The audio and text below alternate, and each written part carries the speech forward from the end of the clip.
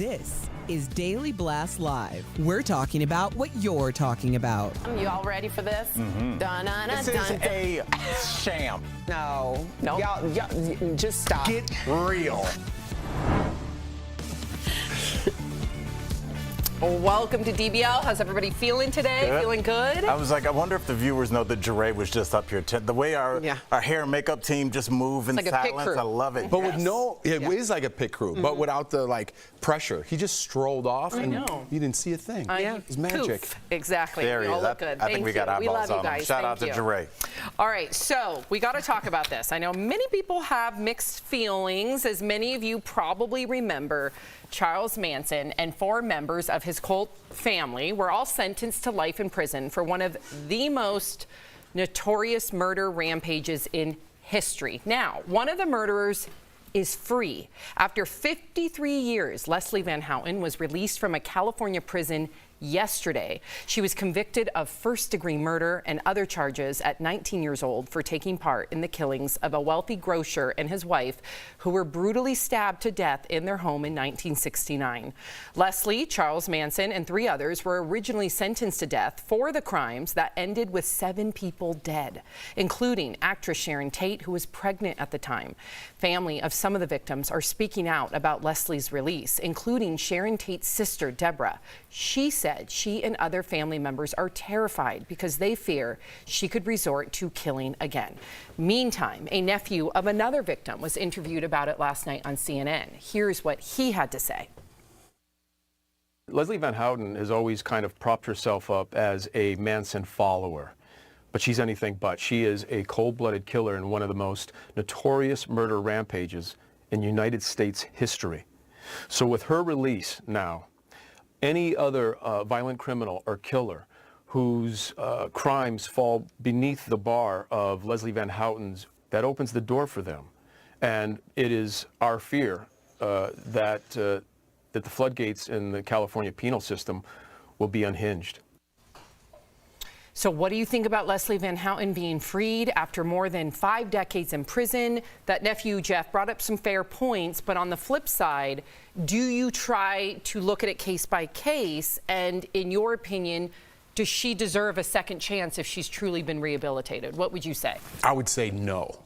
I'm just being honest with you. She was supposed to be sentenced to death. California passed their law a year after she got arrested to keep prisoners alive. I'm for the death penalty. I know that's a harsh take, but I am for the death penalty. That family will never get their family back at the end of their life. She gets to see some sort of life. Not only that, with some notoriety. So with this, she'll be going on podcasts, perhaps some TV shows, maybe The View, who knows who wants to take her on, but definitely podcasts. She'll live the rest of her life in fame because of the Charles Manson, and everyone follows the story, including me. I like this, but those families will never get to see their family members again. And another thing, the time that we live in now with school shootings and people wanting to be notorious, I don't care if it's a glimmer of hope.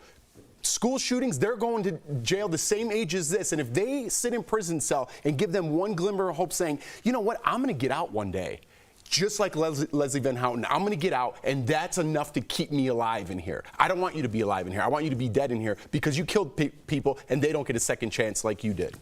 Yeah. Erica, what do you think? Because I have some thoughts here. Well, I think what Jeff is saying is very compelling. Also, what the nephew said is to talk about precedents, because that's essentially what he's saying. If there's anything that falls underneath this level of egregiousness, then other killers can be walking free. I also just want to, in any case, you're talking about a woman or a girl at the time who was underage. She was obviously disenfranchised in some way, and I am not a sympathizer. I'm just simply saying what we fail to look at sometimes is there's a thin line between victim and villain, and it starts with vulnerability. And a lot of times these things can be proactively stopped if the most disenfranchised in our world are less vulnerable, which means advocacy. And so when I look at a case like this, and I agree with you, Jeff, because you're talking about the idea of the notoriety on the backs of something that is unspeakable. Right. But I would also hope that there could be some testimony teaching, just like when we talk about, young gang violence and things like that, like yeah, I did my time, but that is not the route that you want to go. Let me tell you what really happens, what's really going on behind the scenes as a deterrent. That's interesting. Yeah, I've never, in the 6 years doing the show, come on the air not been sure about how I felt about something like this. Because, Erica, to your point, we've interviewed a lot of people that were like, I was a young kid, I grew up with nothing. Usually when you come up under a crime syndicate, the big guy never touches anything. The big guy never touches the money. They never touch the trigger. It's always some 17-year-old kid that they have to go do this to initiate themselves into what a criminal organization we're talking about. And that can be applied here. But what you said, Jeff, is what I had banging in my head the entire ride over here. I just got a haircut, shout out Caesar. And I was just thinking to myself, this woman is going to be on podcasts. She is going to be the face of basically a lot of America breaks down into these kind of tiny little cults. And there are people that still go to Charles Manson's grave and worship it and drink beers by it. And this woman will be their patron saint. And do we want that as well? And I certainly do not. And I think listening to I hate sitting on the fence. No, I'm sorry. I'm with you. I'm sitting on the fence too, and I hate sitting on the fence. But what makes me more in alignment with Jeff's point of view, although you all make great points of view, is those family members are going to be re-victimized over and over every time she's on The View. I'm not saying she's going to be on The View. No, it's an example, yes. Right. Absolutely. So something that they've finally been able to, and who knows if they've been able to really get past it. I don't know if I would be able to if it was my family member, but then I have to go and see that person who stabbed my loved one 17 times in the back on The View. And remake movies about it with Yes. Leonardo DiCaprio and Brad Pitt, the most famous actors in the world, and you're getting highlighted in that movie? I would not be able to handle that mentally. I'm curious, what do you think? Let's just put her aside, but the fact that she spent 53 years in jail, 19 years old to 70-something, what do you think that coming into assimilating back into society is going to be like for her? You're gonna make me say the institutionalized line? Wait, oh. You were in the meeting, and I thought for sure you were going to bring up Shawshank Redemption. Of course, I mentioned it to Chris. I mean, yeah, it does make you think about Shawshank. See, I thought you were thinking about Brooks was here. I was thinking about Red. I was thinking about okay. I was thinking about Brooks because he's institutionalized. If you haven't seen Shawshank, he's in there so long that when he gets out, he kills himself because he doesn't know life on the outside. So that's kind of where you're going with this question. But I think just the publicity that she will receive by whether it be Manson followers or by people just wanting her on our podcast, that'll keep her hope and spirits She going. will be flying first class. She will have a manager. Okay, what about the flip side, though, Erica? I'm not saying that this wouldn't be warranted, but her walking down the street, yes, she might get praise, but at the same time, I do think that people are going to hate as well. And criticize and heckle her. I think it's easy to speculate about what notoriety means or what fame means. I think it's a very different thing for people to actually live it day to day. And if she is someone who truly has been rehabilitated and feels contrition and wants to be a productive member of society, then she's going to avoid that type of cult following. If she is someone who is going to be in a very interesting predicament, because how many people can say that they're in her situation? What lane do you choose? But ultimately, it's cyclical because that's what got her in the situation to begin with. Right. The thin line between victim and villain. Well said. Wow. Well, coming up on DBL, we are switching gears and talking about Emmy nominations that were just announced this morning. Did any of your favorite shows make the cut? And our interview with Gina Gershenhider from Real Housewives of Orange County. She's weighing in on the drama from the show.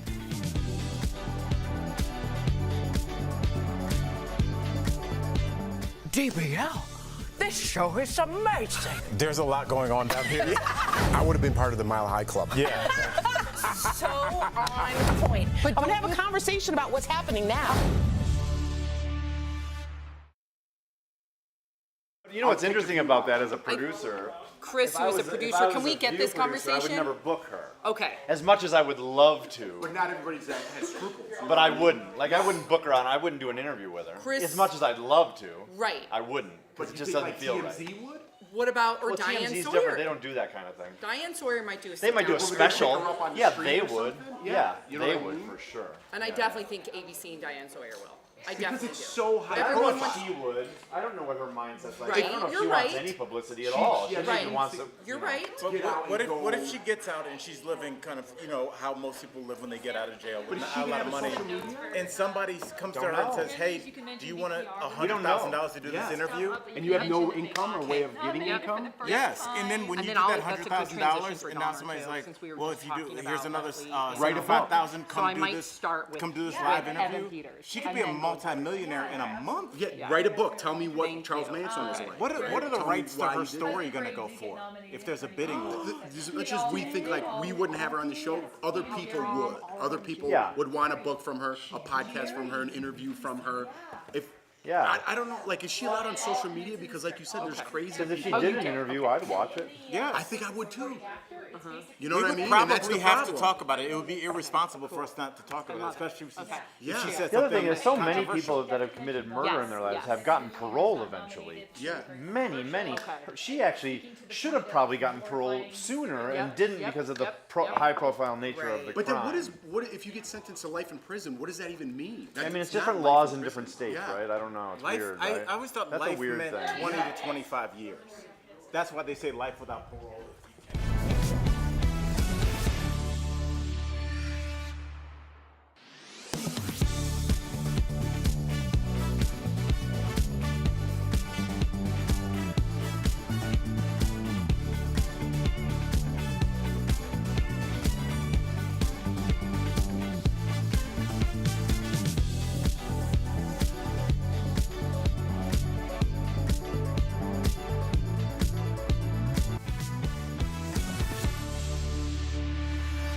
Welcome back. The Emmy nominations are out. Ted Lasso is nominated for Outstanding Comedy Series for the third year in a row. Jason Sudeikis and 4 other cast members were also nominated.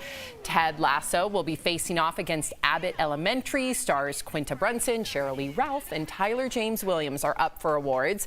And Jenna Ortega picked up her first nomination for Wednesday. It's also nominated in the comedy category. But will it be a Succession sweep? The show leads the pack with 27 nominations. Every single major cast member, including Brian Cox and Sarah Snook, were also nominated. But could Pedro Pascal and The Last of Us pull an upset? Jennifer Coolidge is also up for another Emmy for The White Lotus. She won her first award for the same show last year. And the Emmys are scheduled to air in September, but some say the show could be postponed if the writers' strike continues. Before we get to Succession and all of our favorite shows, I just quickly want to talk about, you brought up you were afraid of Leslie Van Houten being glorified. We're getting some pushback. Again, if you look online, Evan Peters was nominated for Dahmer. A lot of people that felt a certain way don't feel he should have been nominated. Do you agree with them? That's a great point, because if you do watch this show, I'm always against that. We make Netflix shows about it. We highlight these type of people. That guy did a fantastic job. I watch Dahmer. I tell people we shouldn't be watching all these killer shows. I watch it, unfortunately. Just like in the break, we were talking about, would you watch an interview with Leslie Van Houten? I probably would. You know what I mean? And that's the problem. People still want this. At some point, we need to not let them do that. That actor isn't at fault for portraying a horrific killer that happened in our lifetime. It's his job to portray that. He did a fantastic job. But on the flip side, should Netflix allow types of shows like that? But there's an audience for it. Right. So one of my biggest disappointments in terms of shows going off the air was Mindhunter, which is how I the loved Mindhunter. FBI first understood the concept of serial killers. Yep. Because there was a time where people were like, what do you mean somebody just kills people for pleasure? You kill them because out of spite, right. Money, whatever. And so the people that played those serial killers, they were real people, and they took real lives. But I was into that show. So, I mean, it's hard, Jeff, because we are part of this culture. And there's something about human beings that are drawn to evil because it's so different than us. And I don't know if we should beat ourselves up for that. There's a reason. I don't mind the Lecter humanity who can resonates. control themselves watching that thing and Son of Sam, whatever it is. I don't want it to inspire other people to say that's what I want to be when I grow up because something is wrong with them mentally. That's a fair point. Right. Going back to some of the nominations, I know we all love Succession. Succession. Are there any other shows that you were really happy to see be nominated, or actors? Well, Quinta Brunson, of course. But, you know, we kind of glossed over the writer's strike and the idea that actors are next. Yep. That really stinks. Yeah. It stinks on so many levels, because these are people who have given their entire lives to their craft, and this should be a time of celebration. A lot of people are being recognized for maybe the first time, and they don't even know if the show is going to happen. They don't know if they're going to be amidst a strike that they're going on themselves, supporting their colleagues in the industry. And that all has to do with the unity of together we are stronger than whatever entity is saying that what we do isn't worth our value. Exactly. So that really, to me, is the most unfortunate thing about all of this, because all of these people deserve to be celebrated, because regardless of how people feel about entertainment and pop culture, we all need it. We all feed on it. You wouldn't even know what is going on in the world if you weren't a part of the consumption. True. Very true. Good point. Okay, so coming up on DBL, our interview with Gina Gershonheider from Real Housewives of Orange County. She's giving us her take on the Ozempic craze next.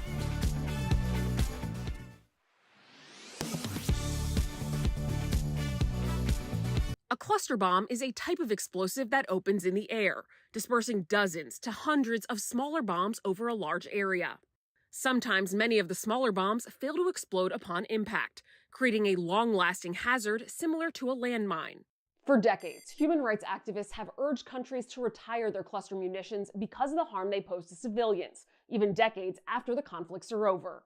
After President Joe Biden announced the United States' decision to supply cluster bombs to Ukraine, many people on social media claimed that the weapons are actually banned in more than 100 countries.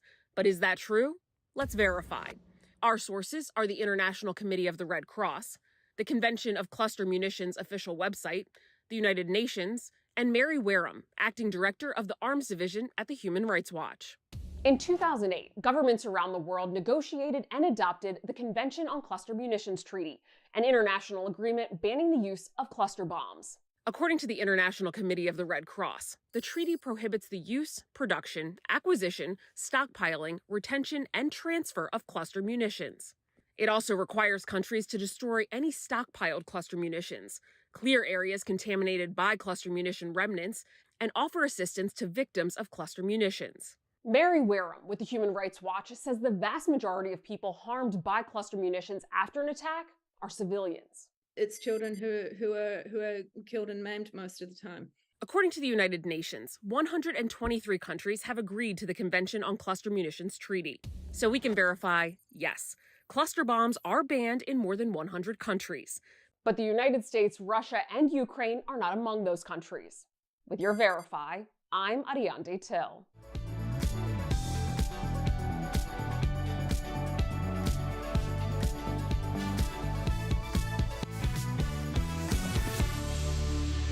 I am the most excited to dress like a cowgirl, but I do not consider myself a nature girl, and I hope that no one else ever considers me a nature girl either. Ew. Welcome back. That was a clip from the Real Housewives of Orange County, season 17. And earlier, Gina Gershonheider joined us to fill us in on all the drama. Check it out. Gina, welcome to DBL. Thanks for being here. We're going to jump right in. We want to get your thoughts on Ozempic. We talked about it. I'm not sure if you listened earlier with a doctor on the show. Why do you think people are so obsessed with which housewives are or aren't, I should say, using it?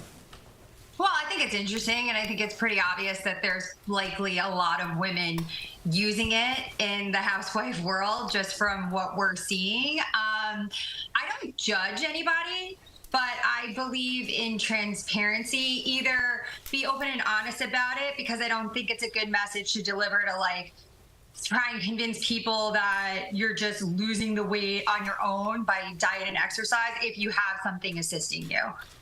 That makes sense. I mean, we appreciate your honesty and transparency, and if you'll let me do the same. I've been sober since December 2019, and I heard you join the club. Congratulations. I can see it in your face, girl. It's awesome.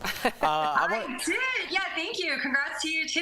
Thank you. It feels good. It's a big deal, and I want to ask you because, you know, my one question, I do stand up professionally, and I wondered how it would be performing sober. So I wanted to know, how has it been filming The Housewives sober? Although it may be a little bit more difficult, I think that the end result is way better. I think I was more present this season. I think I was able to deal with real life feelings that came up that I had previously not wanting to look at, and overall, like, more vocal. So it was harder, but it was, I think, more successful. Congrats. Congratulations. Okay, huge Bravo-holic here. Yes, so she is. let's talk the tea about some of your castmates, okay? Because Taylor Armstrong is the first to switch to another franchise from Beverly Hills to joining y'all on Orange County. So do you think that Heather Dubrow would go to the Beverly Hills franchise since she now has a place in LA and she was on this show and she invited me there? So I'm just wondering if we could see her in Beverly Hills. I mean, that's really more of a Heather question. I don't know, honestly. I could see that happening. Obviously, it happened to Taylor. Surely Heather has a full supply of fancy pants that she could easily bring to Beverly Hills. So I think it works, but I don't want to lose her. She is really, honestly, one of my friends, and I love, like, hanging out with her, so I don't want her to move permanently. So we've seen that you and Shannon Storms Bedore have not had the best relationship. What is your relationship like with her in real time? We just don't, we're not in the same social circles or the same life circles, and so we just don't really come into contact with each other. And I mean, if you are fans of the show, you can see that that's like a complaint from her friends that consider her the closest too, that she's not really around that much or that responsive also. So, I mean, you see that I struggle with, I'm busy. I got too much time sometimes to even text people back. So, you know, I'm too busy for all that. So between her and I, we just don't interact. I feel you.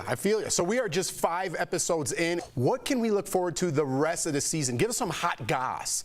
I actually get to be like a really deep dive into Travis, my boyfriend, and I was shocked even by how like sweet and genuine he is and open he was, and I mean, he's just such a good guy. So that, and then we have a whole other trip. We have an endless supply of drama. I mean, I'm really excited for you guys, knowing that you're fans. I want to know about this. Don't talk about the ex with the new boyfriend. I was like, ooh, I think I've been guilty of that before. So yeah, I'm waiting. Yeah.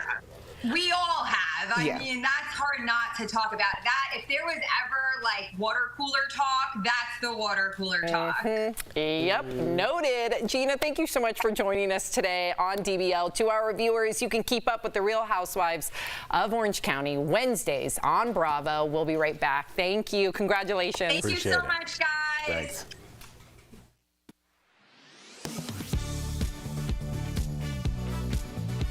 Verify here with your Fast Fact. The Barbie movie held its pink carpet premiere on July 9th. Hours later, a viral Twitter post with more than 5 million views claimed it debuted with a perfect 100% score on the movie review site Rotten Tomatoes. But is this true? Let's verify using these sources. We went to the Barbie movie's page on Rotten Tomatoes and found its tomato meter score is grayed out. Rotten Tomatoes says this usually happens when a movie isn't publicly released or there aren't enough critics' ratings to generate a score. Barbie doesn't open in theaters until July 21st, and as of July 11th, there are no critic reviews on the site. So, no, the Barbie movie did not debut with a Rotten Tomatoes score of 100%, at least not yet. The image in the viral post is fake. With your Fast Fact, I'm Brandon Lewis. You still have 24 hours to take advantage of all the deals during Amazon Prime Day. It's become one of the biggest shopping holidays of the year, right up there with Black Friday. To make sure you save as much money as possible, our Verify team has 3 fast facts about Amazon Prime Day. Our sources are Amazon, Target, Walmart, and Kimberly Palmer, a senior writer for the personal finance website nerdwallet.com. First, Amazon doesn't always have the best prices. We compared nearly a dozen popular products that Amazon, Target, and Walmart all carry. Amazon had the lowest price for 5 of them. Walmart had the lowest for 3 of them, and Target had the lowest price for 4. Kimberly Palmer from NerdWallet said competitors also offer big discounts right now to fight for your money. Next, the value depends on what you're shopping for. The lowest prices that we see on Amazon Prime Day are on Amazon branded products. So if you're in the market for anything like an Amazon Fire TV or a Kindle, anything in the Amazon family of products, that's when we see the lowest prices today on Amazon Prime Day. Palmer said if you want other electronics or appliances, you might want to wait for Black Friday. Finally, you don't need to pay for a membership to get the deals. Amazon and Walmart offer free trials of their membership services, and Target Circle is free to join. Some social media users and headlines claim a new law signed by Florida Governor Ron DeSantis means Florida will start building roads with radioactive material.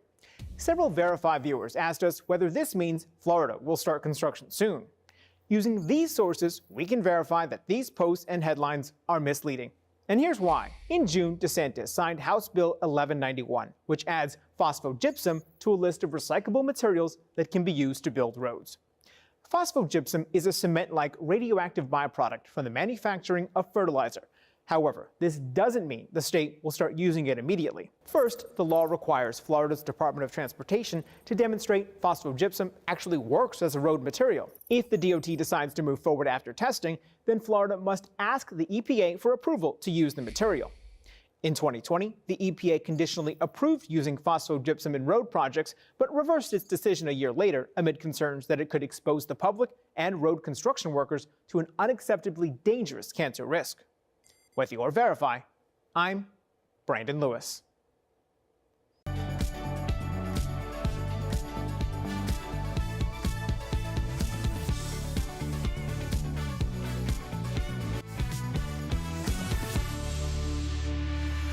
Welcome back. When it comes to strength training, we know there are so many routines to choose from that it can be overwhelming. But new studies show that any amount of weightlifting builds muscle. It's time for some joint and muscle support brought to you by Omega XL. First, you don't need to overthink building muscle. Don't worry about which pound weights you're picking up. Whatever weights you choose, just lift them as many times as you can. Next, the details of building muscle don't matter as much as building the habit. Consistency is key. Lastly, all forms of resistance training are beneficial to building muscle, not just lifting weight. So consider body weight exercises like planks, lunges, and push-ups to build and maintain muscle. Omega XL has improved the lives of millions of consumers, supported by 30 years of clinical research. Omega XL's powerful and proven benefits have transformed the lives of athletes, celebrities, and dedicated daily users. Call 800-813-6801 or visit omegaxl.com for more information. We have some comments. Wait, you're smirking. No, I was just going to tell a quick story about muscle training because I went to a yoga class yesterday, but it was upper body, and I was like, I'm going to go get my mind right. I'm laying on my mat, and this little girl walks in. She goes, all right, pick it up. And we had to start running in place. I was like, what is happening? What kind of yoga and is just that? not even stretching out, just running in place. We had weights, and she's like, go, go, go, go over your head. And I was like, how long is this class? And there's like these women in there like touching the ceiling. You I was were like, in the right class. oh, my back is broken. Yeah, it's over. Sounds like Tybo. Sorry, I had to tell it. I'm DBL sorry. every day.